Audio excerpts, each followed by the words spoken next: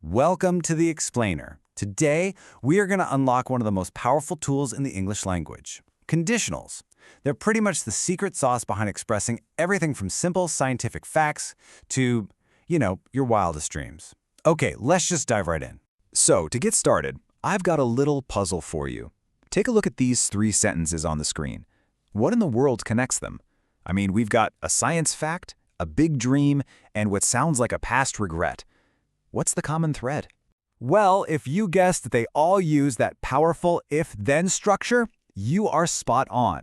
This is the absolute core of what we call a conditional sentence, and it's how we talk about everything, cause and effect, all kinds of possibilities, and even realities that we just imagine. I want you to think of conditionals as the fundamental Lego bricks of communication. Seriously, they let us connect a condition, an if, to a result, a then. And that's something we do constantly, every single day, without even realizing it. So let's break it down. What's the basic anatomy here?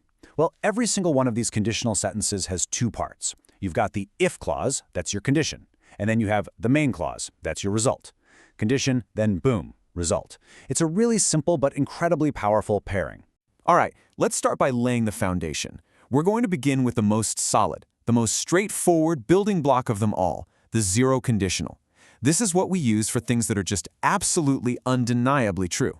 We pull out the zero conditional to state facts, plain and simple. Think about scientific laws, general truths, or just basic rules. If the condition happens, the result happens, every single time. There is zero uncertainty here, which is why we call it the zero conditional. And you can see that certainty reflected perfectly in the grammar. It's so clean. Both the if part and the result part use the simple present tense. Present, present. It's just a clean, direct link between a cause and its effect. And here it is in action. If you mix red and blue, you get purple. This isn't a maybe, right? It's a law of color mixing. When you meet that condition, mixing red and blue, the result is always, 100% of the time, purple. Okay, so we've got our foundation of solid facts.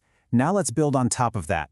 We're going to move from absolute certainty into the world of probability.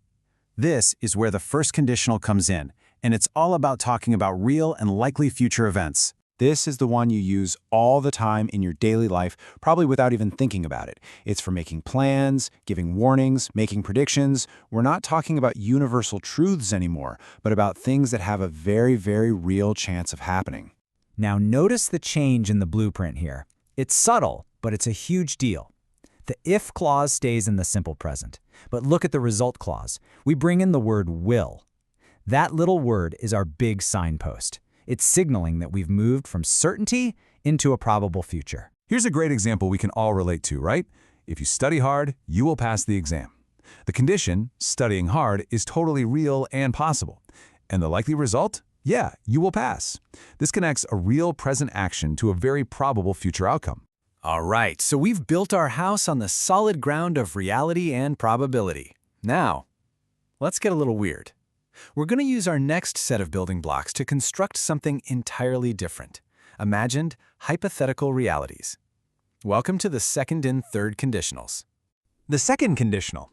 Think of this as your daydream machine.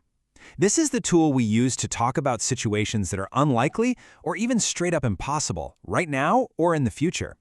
It is the official language of what if. And the grammar here does something really clever to show that we're in a fantasy land. The if clause actually shifts into the simple past. Now, we're not really talking about the past. It's a trick. English uses a past tense here to create distance from reality, to signal, hey, this isn't real. The result then follows along with would. This is the classic example. If I were you, that's impossible. I can never be you.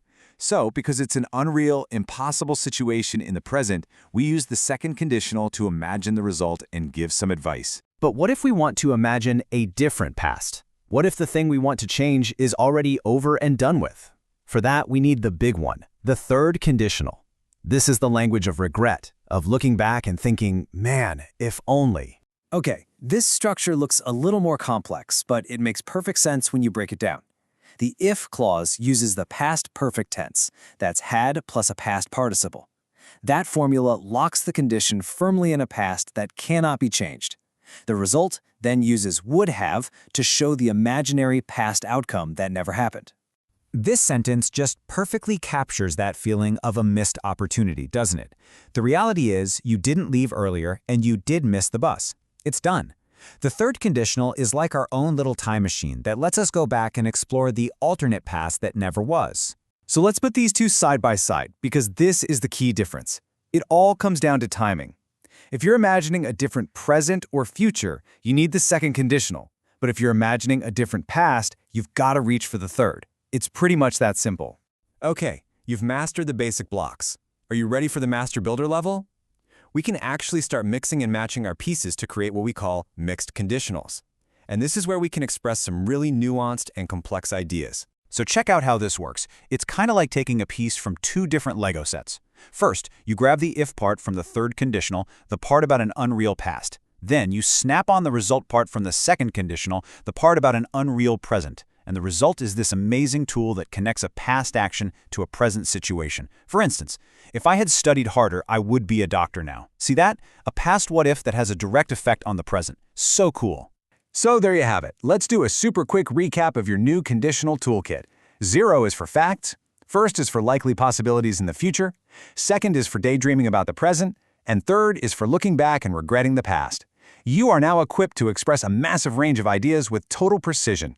And that brings us to a final thought, and I'm going to use the very tool we've been learning about. So I'll ask you, if you had known all this before, how would you have used it? It's a fun question, but it also shows you just how deeply these structures are woven into the way we think about our lives, our choices, and our futures. Thanks for joining me on this explainer.